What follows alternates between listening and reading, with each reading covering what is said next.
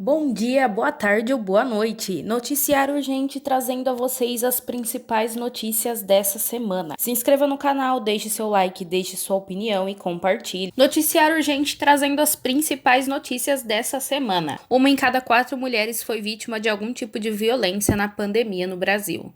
Denúncia contra Rogério Caboclo, presidente da CBF. Polícia Civil confirma que corpo encontrado em terreno na zona sul de São Paulo é soldado da PM. Jogadores da seleção brasileira decidem disputar Copa América. Polícia indicia a mãe de Nego do Borel por agressão à enteada. E a primeira notícia de hoje é sobre um levantamento do Datafolha encomendado pelo Fórum Brasileiro de Segurança Pública, que indicou que caiu violência na rua e aumentaram agressões dentro de casa.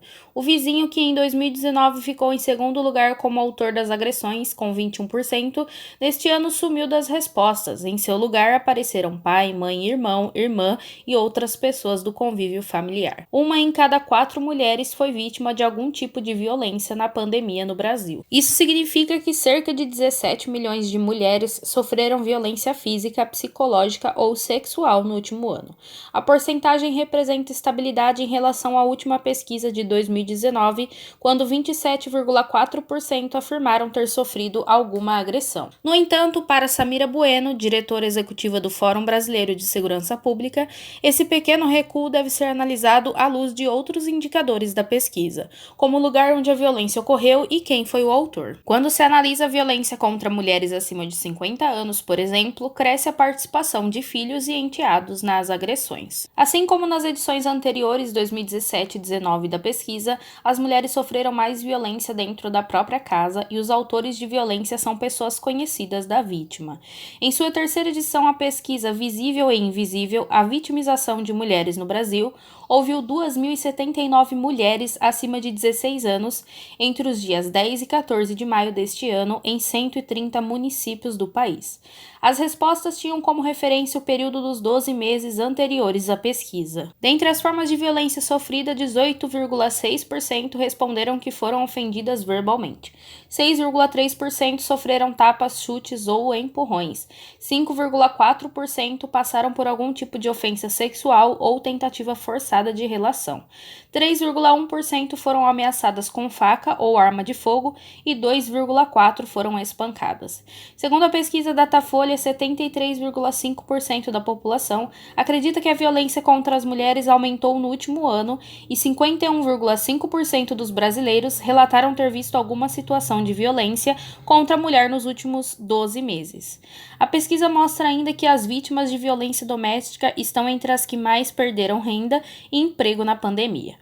Nos 2 primeiros meses da pandemia, dados do Fórum Brasileiro de Segurança Pública mostraram um aumento do feminicídio no Brasil. Ao mesmo tempo, houve uma queda nos registros de lesão corporal dolosa em decorrência de violência doméstica.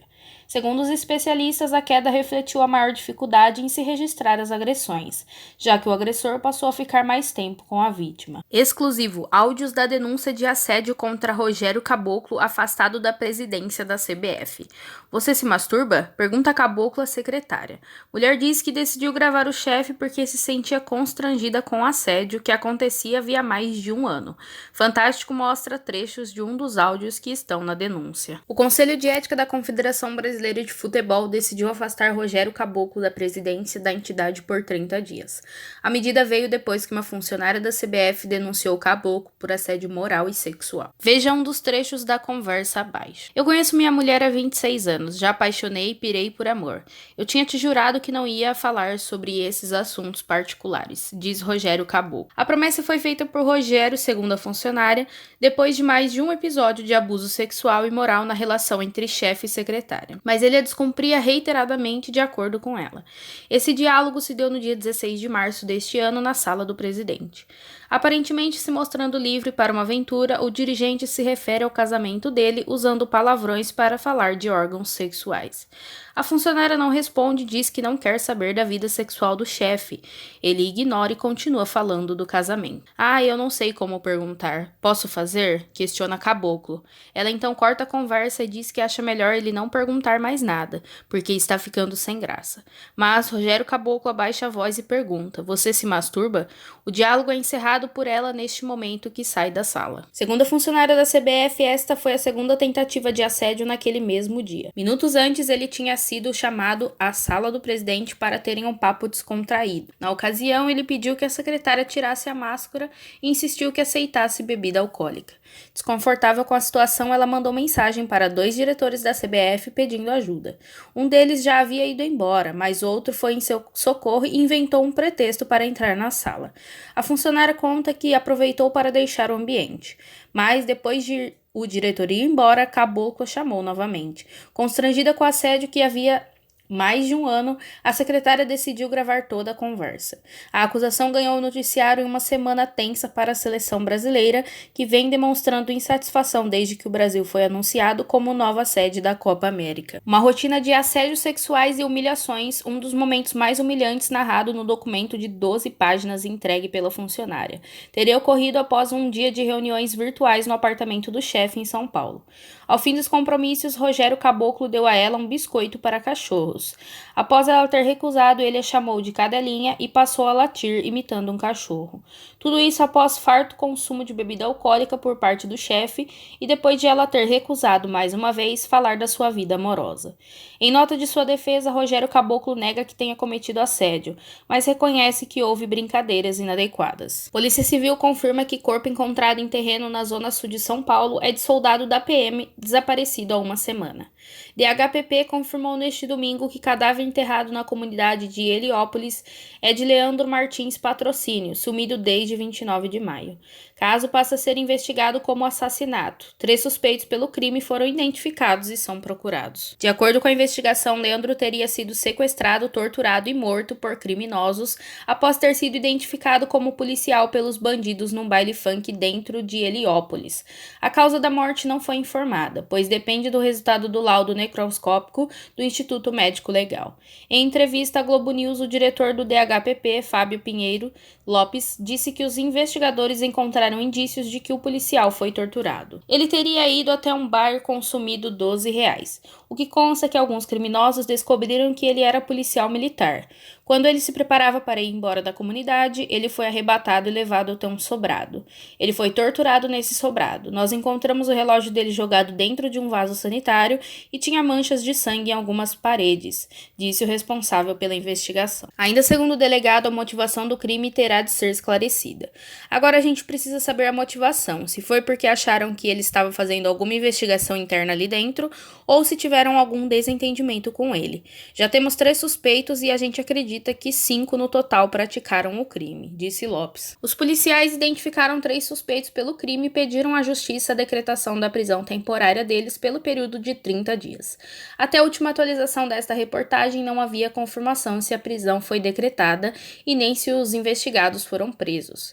Na segunda-feira, as rondas ostensivas Tobias de Aguiar, tropa de elite da PM, havia matado um outro suspeito após suposta troca de tiros. Durante as buscas pelo soldado, 3 suspeitos que fugiram seriam os mesmos identificados pela investigação. Uma arma de fogo e 2 mochilas com drogas foram apreendidas. Jogadores da seleção brasileira decidem disputar a Copa América. Embora insatisfeitos, atletas confirmam participação no torneio que começa neste domingo. A decisão dos atletas deve ser comunicada juntamente com um manifesto com críticas à forma como o evento foi organizado, em meio à pandemia.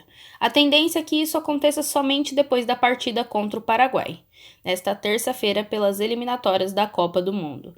A seleção brasileira disputará a Copa América com um elenco muito parecido com o que está reunido para os jogos das eliminatórias. Tite ainda pode chamar mais 3 atletas. A lista será anunciada na quarta-feira. Desde a última segunda-feira, quando o Brasil foi anunciado como sede do torneio, antes previsto para acontecer na Argentina e na Colômbia, os jogadores da seleção passaram a discutir um possível boicote. O tema também foi tratado junto a líderes de outras seleções sul-americanas. A falta de consenso, porém, fez com que a ideia não prosperasse.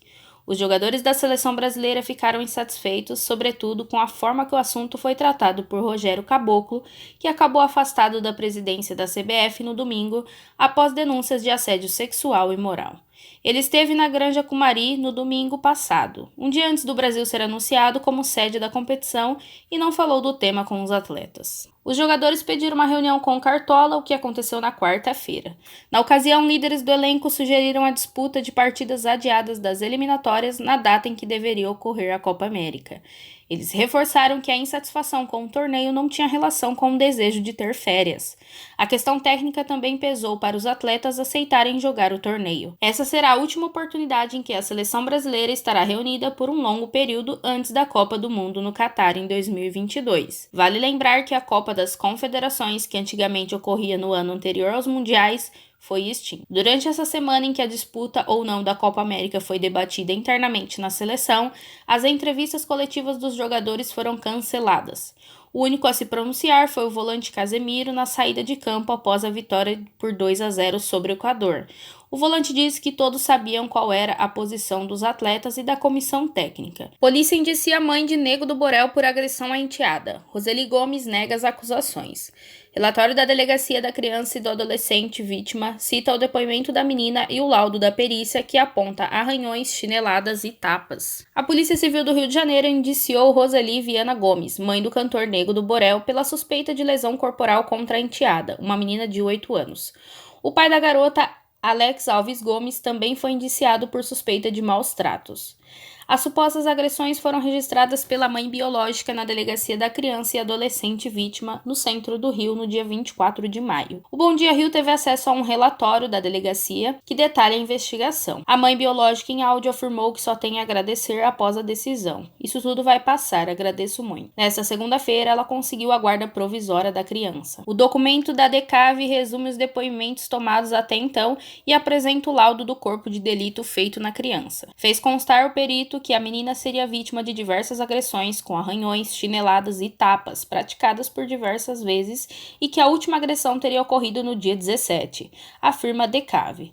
Na descrição, o perito apontou 2 escoriações lineares de dimensões castanhas médias, localizadas nas regiões escapular esquerda e antebraço esquerdo, praticadas por ação contundente. A enteada foi ouvida por policiais especializados e detalhou episódios de agressão.